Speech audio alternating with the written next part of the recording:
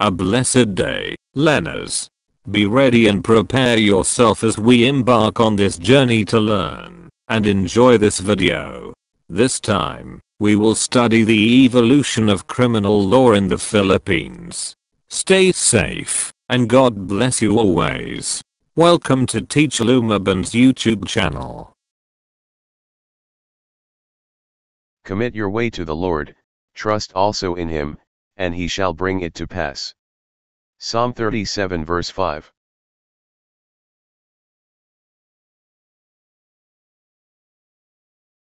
Introduction to Criminal Law in the Philippines. Before the Spanish colonization of the Philippines, there was a criminal law known as the Code of Kalanchaw, which is often referred to as the first penal law in the history of the Philippines. The Code of Kalanchaw was promulgated in 1433 and included penal provisions. It imposed severe punishment for men who were cruel to their wives, and husbands who maltreated innocent wives were sentenced to death. Adultery, as well as the contracting of marriage to very young girls, were also severely punished under this code.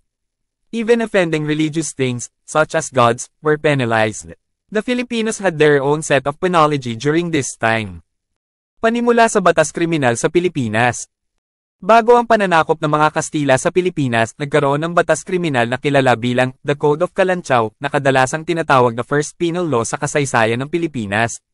Ang Kodigo ng Kalanchaw ay ipinahayag noong 1433 at kasama ang mga probisyon ng penal.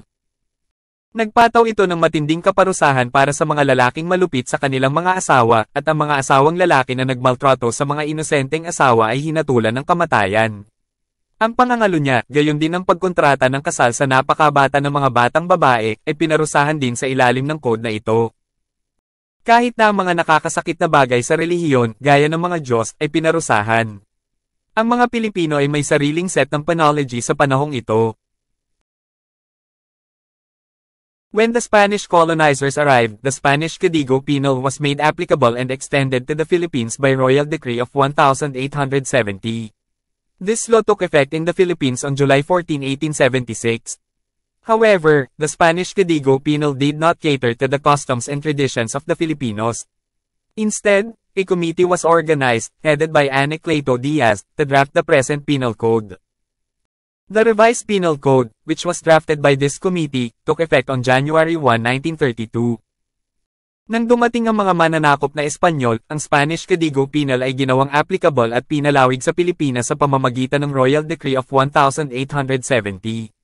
Nagkabisa ang batas na ito sa Pilipinas noong 14 ng Hulyo taong 1876. Gayunpaman, ang Spanish Código Penal ay hindi tumugon sa mga kaugalian at tradisyon ng mga Pilipino. Sa halip, isang komite ang inorganisa, na pinamumunuan ni Anacleto Diaz, upang bumalangkas ng kasalukuyang Kodigo Penal. Ang binagong Kodigo Penal, na binuo ng komiteng ito, ay nagkabisa noong ika-1 ng Enero taong 1932. Definition of terms. To better understand criminal law, it is important to define some key terms. 1. Law, a rule of conduct, just and obligatory, promulgated by competent authority for common observance and benefit. 2. Crime, an act omitted or committed in violation of public law forbidding or commanding it. 3. Felony, an act or omission punishable by the revised penal code. 4. Offense, an act or omission punishable by special laws. 5. Criminal law, a branch of public or municipal law that defines crimes, treats their nature, and provides for their punishment. 6. Omission, an act ayon or failure to do a positive duty that one is bound to do. 7. Act, any bodily movement tending to produce some effect in the external world. Kahulugan ng mga termino.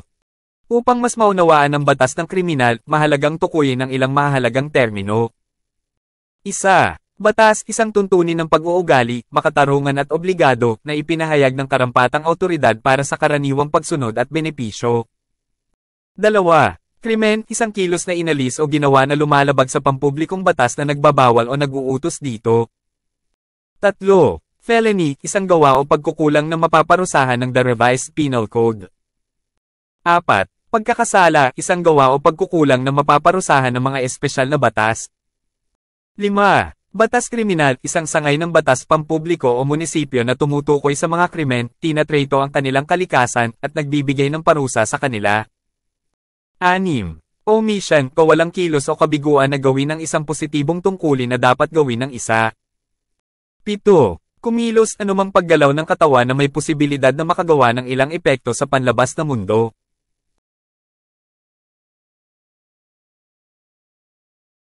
Conclusion. In conclusion, the development of criminal law in the Philippines can be traced back to the Code of Kalanchaw, which was promulgated before the Spanish colonization. The Spanish Código Penal was later made applicable to the Philippines, but it did not fully consider the customs and traditions of the Filipinos. The present penal code, known as the Revised Penal Code, was drafted by a committee and took effect in 1932. Criminal law is a branch of public or municipal law that defines crimes, treats their nature, and provides for their punishment. Bilang conclusion, ang pag-unlad ng batas kriminal sa Pilipinas ay matutuntun pabalik sa Kodigo ng Kalanchaw na ipinahayag bago pa ang kolonisasyon ng mga Espanyol. Ang Spanish Código Penal ay kalaunan ay ginawang angkop sa Pilipinas, ngunit hindi nito lubos na isinaalang-alang ang mga kaugalian at tradisyon ng mga Pilipino. Ang kasalukuyang Kodigo Penal, na kilala bilang Binagong Kodigo Penal, ay binalangkas ng isang komite at nagkabisa noong 1932. Ang batas kriminal ay isang sangay ng batas pampubliko o munisipyo na tumutukoy sa mga krimen, tinatrato ang kanilang kalikasan, at nagtatakda para sa kanilang kaparusahan. I can do all things through Christ who strengthens me. Philippians 4 verse 13.